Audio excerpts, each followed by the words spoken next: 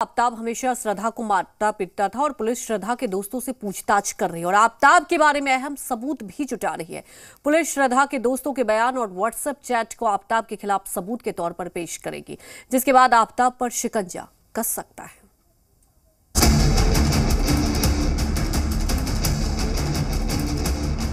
मुझे डर है, इतने 3 से 4 बार मुझे मारा, मुझे गला दबाने की कोशिश किया। श्रद्धा के साथ आफ्ताब कितनी दरिंदगी करता था, ये जानकर आपकी रूह कांप जाएगी। जैसे जैसे श्रद्धा के दोस्तों के साथ चैट सामने आ रही है, वैसे वैसे आफ्ताब की जल्लाद वाली हरकतों का दुनिया के सामने खुलासा हो रहा है। आफ्ताब न सिर्फ श्रद्धा से मारपीट करता था, बल्कि उसका मानसिक शोषण तक करता था। श्रद्धा के साथ उसकी हैवानियत वाली कई तस्वीरें वायरल हो रही हैं। इस तस्वीर में श्रद्धा की दाहिनी आंख फूली हुई है और उस पर काला निशान पड़ा हुआ है। नाक पर भी चोट के निशान हैं। ये लोगों को हर रोज जरूरत पड़ने वाली लॉन्ड्री बिजनेस शुरू करके महीने का 3 लाख फायदा बनाते हैं। आपको करना है तो फ्रीडम ऐप को अभी डाउनलोड कीजिए। दाहिने गाल पर भी चोट के निशान हैं।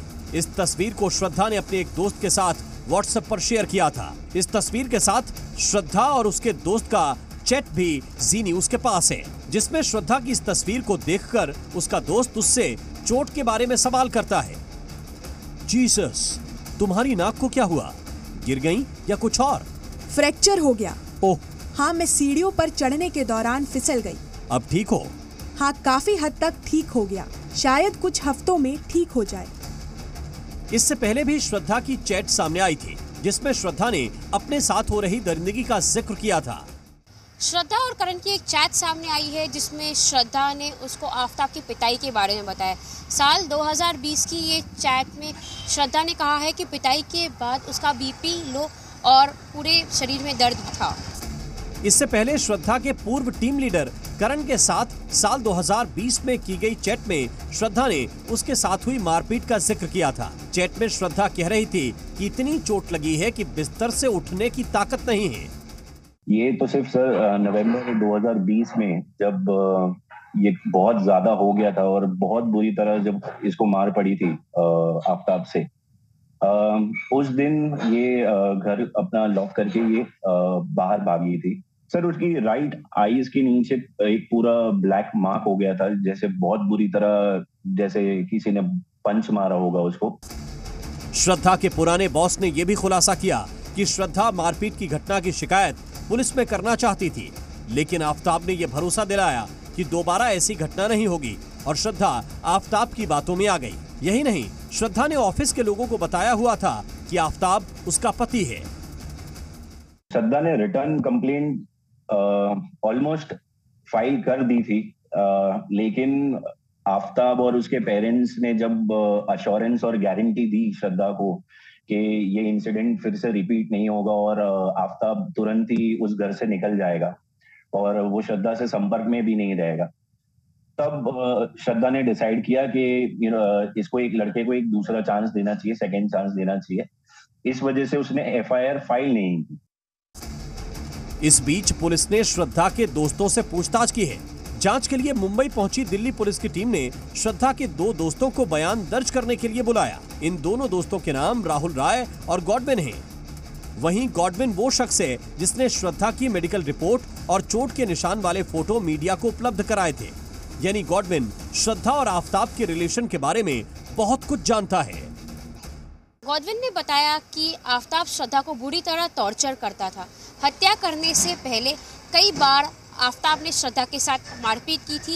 एक बार ऐसी मारपीट के बाद गॉडविन ने श्रद्धा को हॉस्पिटल में भर्ती भी करवाया था। आज गॉडविन ने पुलिस के सामने आफ्ताब की हैवानियत का कच्चा चिट्ठा खोल कर रख दिया। वो दिन उनके साथ मारपीट हुई थी और उनको चोक किया गया था, गला दबाया गया था, जिसकी वजह से वो अपने आप को वो घर से बचा के भाग के आई थी। तो उनको इमीडिएट हेल्प चाहिए था, जिसकी वजह से मैं उनको पुलिस स्टेशन लेके गया था। इससे पहले कल केस में सबसे अहम सबूत श्रद्धा के दोस्त लक्ष्मण नाडर का बयान दर्ज किया गया था। लक्ष्मण ही वो व्यक्ति है जो श्रद्धा और उसके परिवार के बीच की कड़ी था। इसने ही सबसे पहले श्रद्धा के भाई को जानकारी दी थी कि उसका फोन कई महीनों से बंद है, जिसके बाद श्रद्धा के पिता ने पुलिस में शिकायत दर्ज करवाई थी। लक्ष्मण से पुलिस ने कई सवाल पूछे। पुलिस ने पूछा कि आफताब से आखिरी बार कब बात हुई। लक्ष्मण ने कहा कि श्रद्धा की मौत के कुछ समय बाद मैंने आफताब को फोन किया था, ये पूछने के लिए कि श्रद्धा कहाँ है और उसका फोन क्यों नहीं लग रहा। लक्ष्मण ने पुलिस से कहा कि आफताब ने मुझे कहा कि उसका श्रद्धा से ब्रेकअप हो गया और वो मुझे छोड़कर चली गई है।